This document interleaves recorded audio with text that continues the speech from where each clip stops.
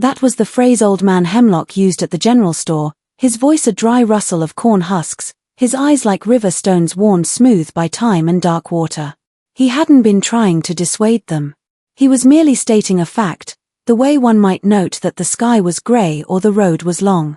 David Miller had chuckled, squeezing his wife Sarah's hand. All land is hungry, he'd said, the confident city dweller, the man with a dream. You just have to feed it the right things. The real estate agent hadn't mentioned the Endecotts. The name was on the deed, of course, a spidery, faded script, but the history had been scrubbed cleaner than a bone in the sun. The farm itself lay at the end of a forgotten lane, a parcel of earth cupped by low, brooding hills as if the world itself was trying to hide it. The house was a salt box, its timber bleached the color of a skeleton, its windows like vacant eyes.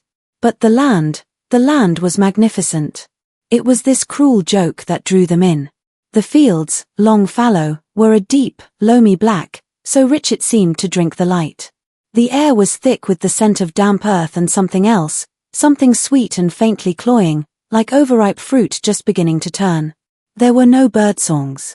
No scuttling of squirrels in the dense, pressing woods that formed a perfect, unnatural perimeter around the property. The silence was not one of peace, but of held breath. Their first week was a symphony of hopeful industry. David's axe bit into the resilient soil, the thunk a satisfying sound that echoed dully in the heavy air. Sarah painted the flaking trim, her brushstrokes a defiant gesture of normalcy. Their daughter, 7-year-old Lily, explored the overgrown garden, her small, bright form a stark contrast to the deep greens and blacks of the land. It was Lily who found the first stone. It was flat and unnaturally smooth, set at the tree line where the shadows pooled even at noon. On its surface were shallow, hand-carved depressions, a spiral, a series of interlocking rings. It looked ancient and purposefully placed. Lily called it her fairy table. That night, the dreams began. Not nightmares of monsters or chases, but slow, viscous dreams of the earth. David dreamed he was a seed, splitting open, his roots pushing down through layers of cold soil and things that were not stone, feeling a deep, resonant pulse coming from the very heart of the farm. Sarah dreamed of a vast, dark mouth below the field, and she was patiently, tenderly, spooning black soil into it. The next morning, David went to till the south field for their first crop. The ground was soft, yielding. His shovel struck something hard. He knelt, brushing away the clinging earth, and his fingers closed around a long, curved object. He pulled it free. It was a rib bone, too large for a sheep, too strangely shaped for a deer. It was old, stained the same dark color as the soil, but there was no mistaking what it was, or whom it had been. He stood there, the bone cold in his hand, the hungry silence of the land pressing in on him from all sides. And for the first time, he understood that Old Man Hemlock hadn't been speaking in metaphor. The land was hungry, and the Endecotts had known exactly what it needed to be fed. The dream, of course, was the farm itself. For David and Sarah Miller, the faded photograph in the realtor's brochure was a siren's call, a promise of a life scrubbed clean of the city's grime and relentless noise. It was to be their sanctuary, a place where their daughter, Lily, could grow up with dirt under her nails and a vast, open sky above her head, not the perpetual, smudged twilight of their cramped apartment. The price was a whisper, a number that should have raised alarms but was instead interpreted as a sign of divine providence, a reward for their courage to start over. They saw the peeling paint and the sagging porch not as decay, but as character, the overgrown fields not as neglect, but as potential. They were armed with books on sustainable living, with a desperate, hopeful energy that blinded them to the subtle warnings that began the moment they turned off the paved county road. The lane that led to the property was less a road and more a wound in the earth, a tunnel of grasping branches that seemed to close in behind them, sealing them off from the world they knew. The silence that greeted them when David cut the engine was the first true shock. It wasn't peaceful. It was a thick, woolly quiet, heavy and watchful, broken only by the anxious rhythm of their own heartbeats. The house stood as a stark, grey sentinel, but it was the land that held their gaze. The soil was an impossibly deep, velvety black, a color so rich it seemed to swallow the daylight, and it was devoid of the usual stones and weeds that plagued even the most fertile ground. It was pristine, waiting. That first evening, as they unloaded their belongings into the hollow stillness of the old house, their movements felt small and theatrical, as if they were actors on a stage for an unseen audience. The woods that formed a perfect, unbroken perimeter around the property line felt less like a border and more like a wall, holding everything in. Yet, their optimism was a resilient flame. As the sun bled out behind the hills, casting long, distorted shadows from the gnarled apple trees, David pointed to the vast expanse of the south field, his voice full of conviction, outlining where the kitchen garden would go, where the chicken coop would stand. Sarah, forcing a smile, spoke of painting the shutters a cheerful, sunny yellow, a gesture of defiance against the gathering gloom. They were building a new beginning, they told each other, clinging to the mantra as a shield against the creeping unease. They were creating a life rooted in this earth, unaware that the earth had already been rooted in something else entirely, and that their new beginning was simply the next turn in a very old, very hungry cycle. The first seeds went into the ground with a ceremony that felt both hopeful and foolish, a tiny act of defiance against the brooding stillness of the land. David planted the rows of tomatoes, corn, and squash with a city dweller's careful precision, following the diagrams in his book, while Sarah and Lily followed behind, patting the dark soil into place. They watered the seeds with water drawn from the well, which was cold and had a faint, metallic tang no one wanted to mention. For the first few days, nothing changed, and a familiar anxiety, the fear that this entire endeavor was a catastrophic mistake, began to gnaw at the edges of their resolve. Then, on the fifth morning, a faint green fuzz had broken through the soil. By the seventh day, there were distinct, sturdy sprouts. And by the end of the second week, the plants were already ankle-high, their leaves a shocking, virulent green that seemed to pulse with a life of its own. It was a miracle, they told each other, a blessing on their new life. The soil was simply better than they had ever dreamed. The speed of growth was unnerving, a fact they silently acknowledged but never discussed, a secret they kept even from each other. The tomato vines grew thick as a man's wrist, twisting up the stakes with a muscular, coiling energy. The corn stalks shot up, forming a dense, rustling jungle that seemed to watch them as they passed. The squash leaves were the size of wagon wheels, casting deep, permanent shadows on the ground below. The sheer abundance of it felt less like a gift and more like a demand, as if the land was showing off its power, proving its fecundity with a quiet, unsettling intensity. The vegetables themselves were grotesquely perfect. The tomatoes were heavy, blood-red orbs, their skins stretched taut and gleaming without a single blemish.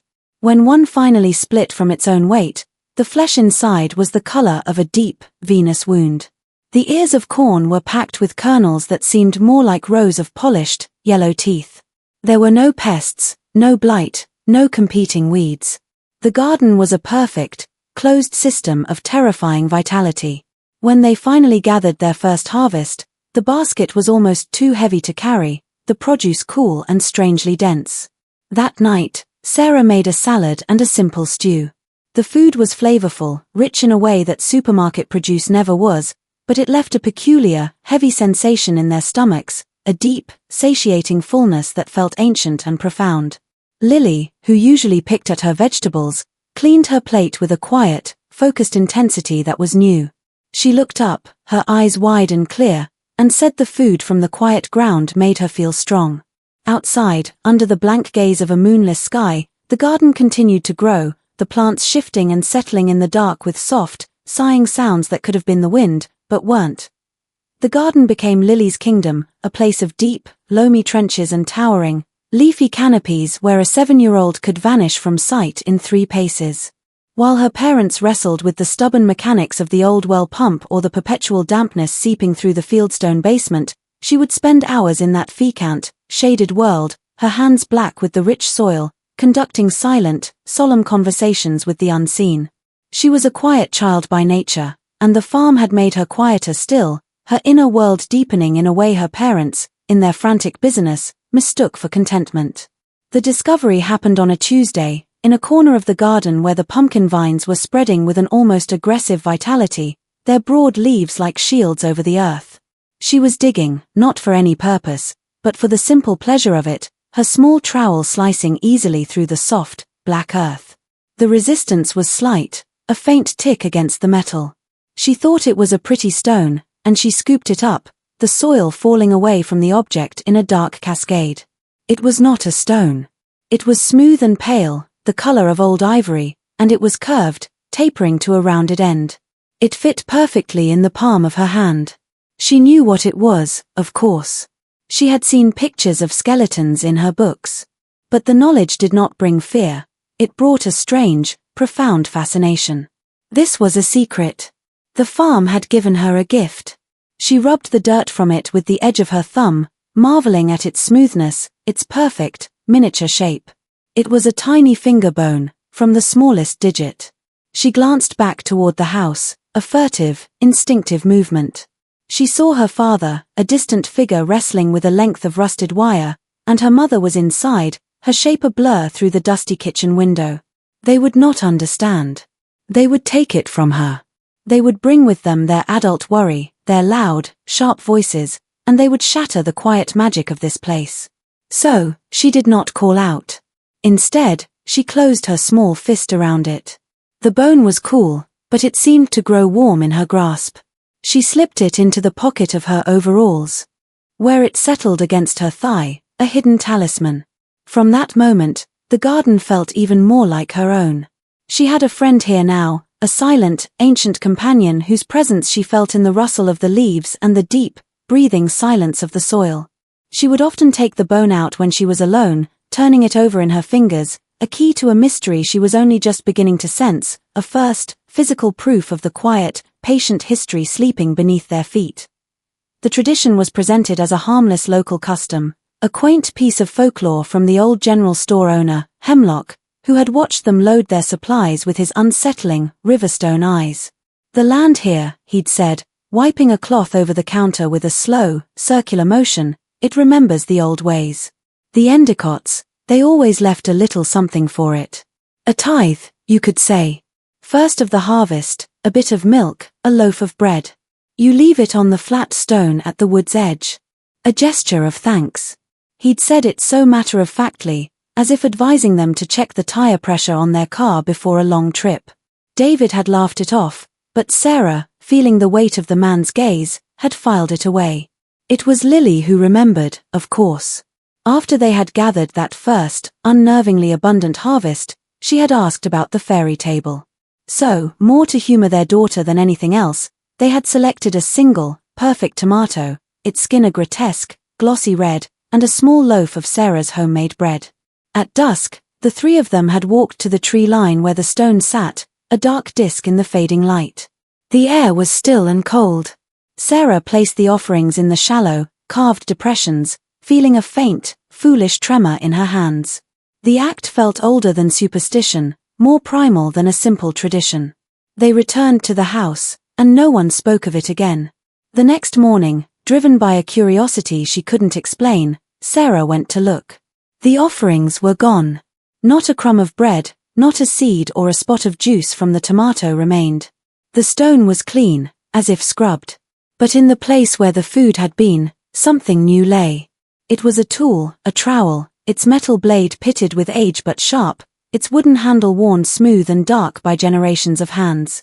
It was old, undoubtedly an artifact from the farm's past, yet it felt pristine, purposeful. It was a trade. The realization settled in Sarah's stomach like a shard of ice. This was not a one-time gesture, it was the initiation of a transaction.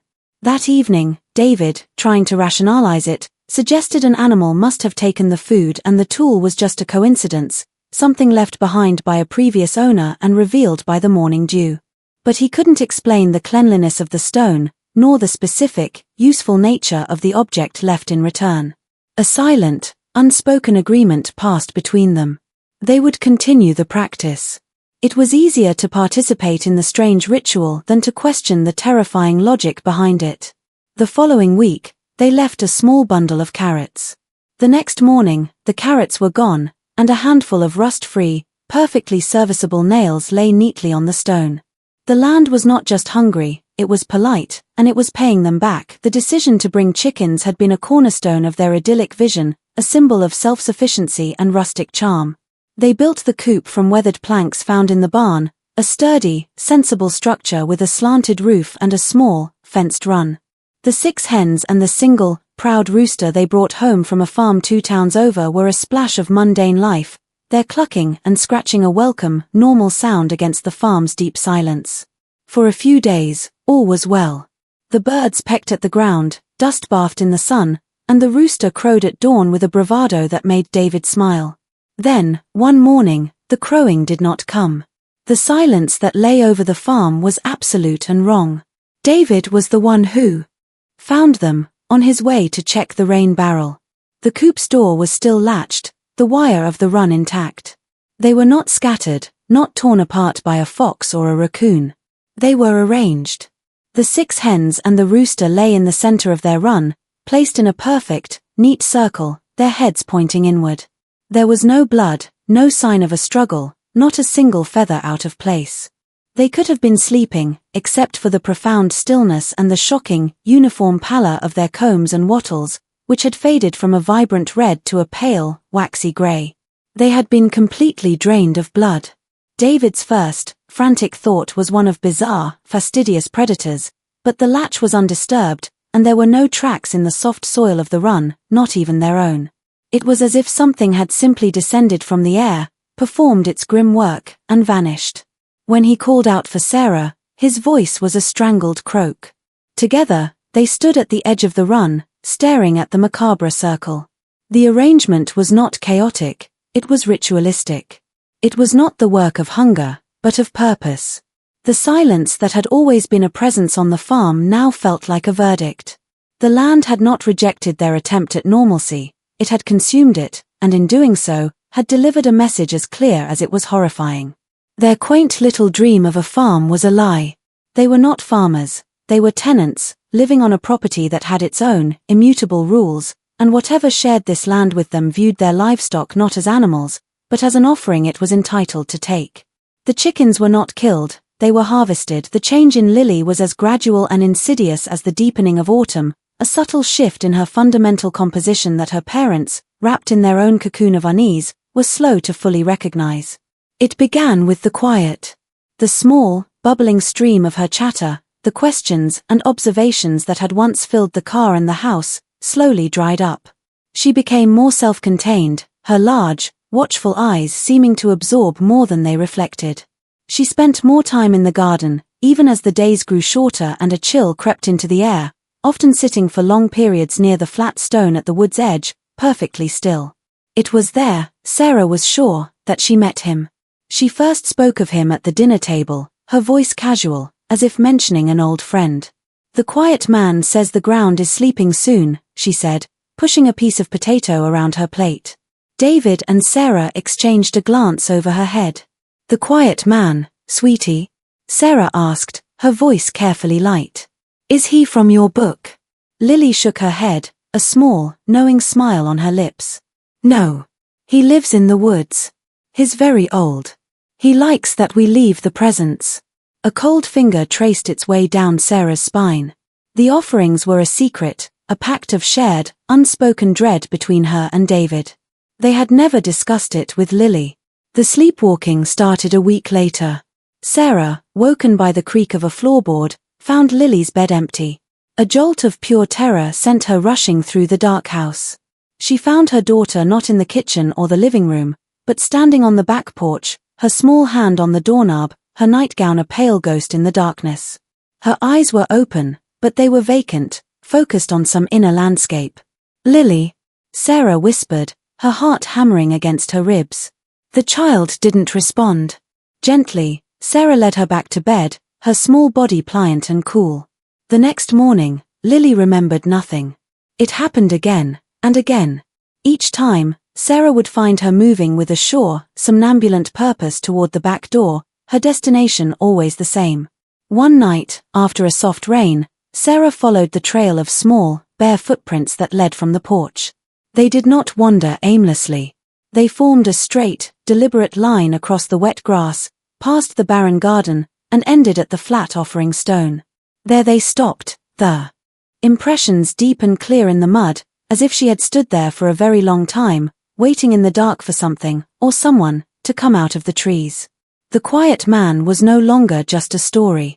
He was a presence, and he was calling to their daughter, drawing her into the farm's silent, ancient rhythm in a way they could not follow or understand. The attic was a black mouth of a space, a repository for the accumulated detritus of generations they had been too busy or too apprehensive to confront. It was David who finally braved it, driven by a practical need to find insulation to patch a draft in the wall, a mundane task that felt like a rebellion against the farm's growing strangeness. The air was thick and still, heavy with the smell of ancient dust, dried pine, and that same faint, sweet cloying scent that rose from the soil after a rain. The single bare bulb he screwed in cast a weak, jaundiced light, pushing the shadows into crouching shapes along the steeply pitched eaves. He found the journal tucked inside a rusted metal lockbox that was not locked, nestled beneath a pile of moth-eaten wool blankets that felt unpleasantly stiff. The cover was of cheap, cracked leather, and the pages within were brittle and foxed with age. The handwriting was a tight, controlled script that, at first, spoke of mundane things. The early entries were dated the spring of 1888 and were filled with a pious, earnest gratitude. April 12th. The Lord has blessed us with this land. The soil is rich and promises a great bounty. We have named the place Providence Farm. The writer, Abner Endecott, documented the planting of crops, the building of fences, the birth of a son. But as the entries progressed, the tone began to curdle. The writing grew more frantic, the letters slanting and cramped. July 3rd. A blight upon the west field. The corn withers. Judith fears the winter. The Lord giveth and the Lord taketh away. But must he be so swift to take? Then came the first mention of the other way. October 29th. A hard frost came early. The squash are ruined. Spoke with the man from the woods. He speaks of the old ways, of a bargain with the soil itself. It is a blasphemous thought, a demon's temptation. But Judith's face is so thin. David's hands were trembling, the paper crackling in his grip. He read on, his heart a cold, hard knot in his chest. The entries became less frequent, more stark. November 15th. The bargain is struck. The soil accepted the offering. It was eager. The final entry, scrawled in a shaking, almost illegible hand, was a single, devastating line that seemed to suck the air from the attic. I have nourished the land with the flesh of my own blood. The quiet ones are pleased. God have mercy on us all. David dropped the journal as if it had burned him. It hit the floorboards with a soft thud, a little cloud of dust rising around it. The practical world of drafty walls and insulation had vanished. He was no longer standing in an attic, but on the precipice of an abyss, staring into the true, macabre history of the ground beneath his feet. The bounty, the offerings, the silent, watchful woods, it was all part of a cycle. A cycle that began when a desperate man made a choice that had now, a century later, become their inheritance. The failure was a small, stark pocket of defiance in a sea of otherwise obscene fertility. It was a patch at the far northern edge of the garden, a corner David had neglected to fertilize with the last of the rich, black soil they had been using from a pile near the woodshed.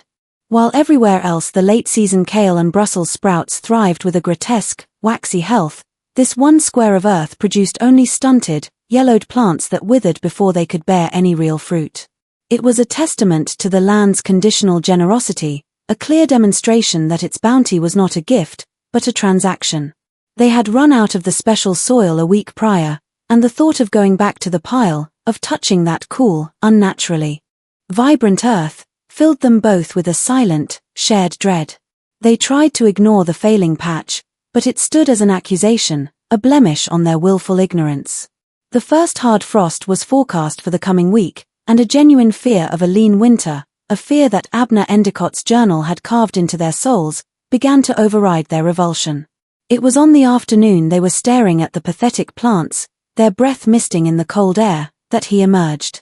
There was no sound, no crack of a twig. One moment they were alone in the grey light, and the next he was there, standing just at the tree line where the shadows were thickest. He was tall and gaunt, his frame seeming to be constructed of little more than weathered leather and long, brittle bones.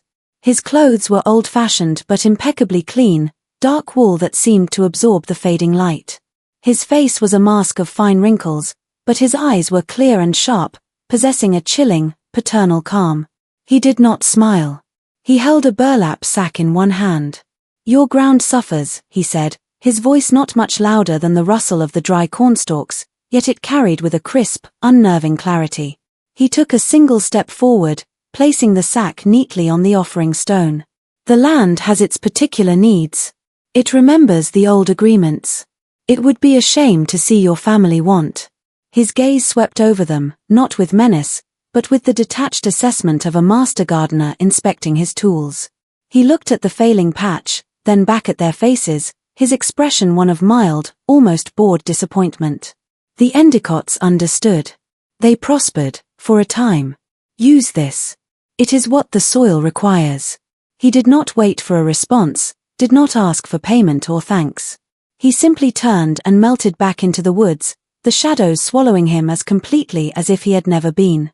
They stood frozen, the cold seeping into their bones. The sack sat on the stone, a dark, squat promise. It was an offer they could not refuse, a solution to a problem he had patiently waited for them to discover, and in that moment, they understood they were not being helped.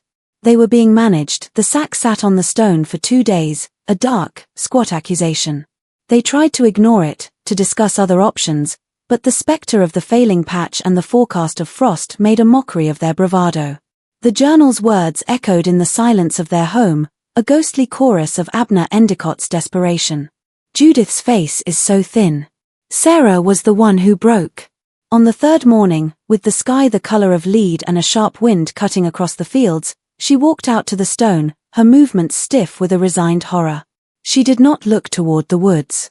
She simply picked up the sack.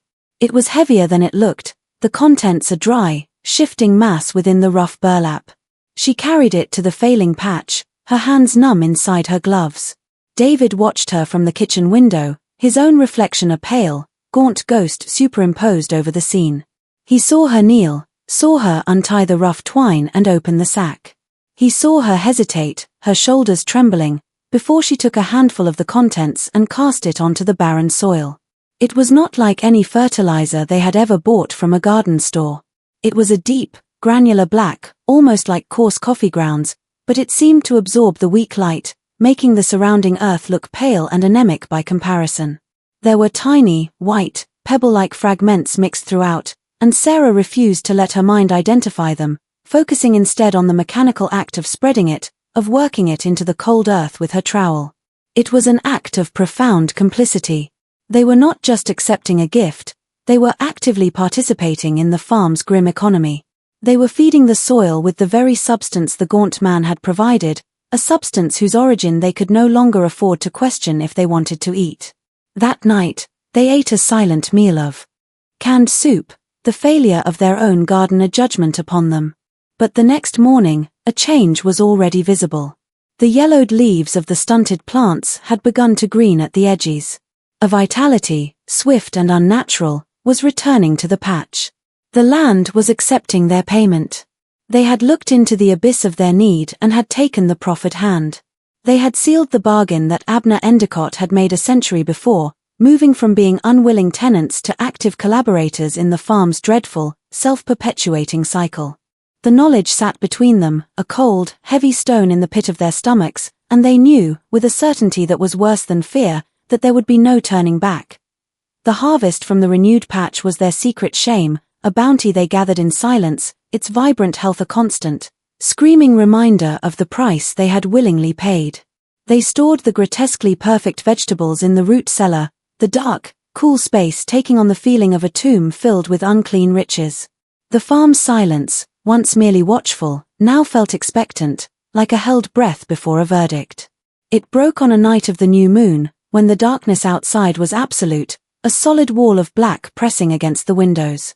The first sound was not a knock, but a presence, a sudden and total cessation of the usual night sounds that even in its quiet the farm had possessed. Then came the scraping at the door, not the frantic scrabbling of an animal, but a slow, deliberate drag of something hard and patient against the old wood. David rose, his heart a frantic drum against his ribs, the image of the drained chickens arranged in their perfect circle seared behind his eyes. He did not reach for the latch. He peered through the small, frost-rimed window beside the door. They were there, standing in a semicircle just beyond the porch. Not just the gaunt man, but others, perhaps 5 or 6 figures, their forms indistinct and merging with the shadows, so tall and thin they seemed like the trunks of trees given sentience. They were perfectly still, their faces pale, featureless ovals in the gloom. They were not carrying tools or weapons. Their hands were empty. They had not come to trade or to threaten. They had come to collect. The gaunt man took a single step forward, his clear, sharp eyes fixing on David's through the glass. He did not speak, but the command was implicit, transmitted on the frigid air that seemed to leak through the very walls. The time for offerings on a stone was over. The bargain was due. The land had been fed, and now it demanded its reciprocation. They were no longer partners in a grim transaction, they were the commodity. The quiet men were no longer waiting in the woods. They were at the door, and their silence was a question to which David and Sarah, by their very presence, by their complicity, had already given the only possible answer. The cycle of the Endecotts was complete, and a new one was beginning, right here, in the suffocating darkness of their home.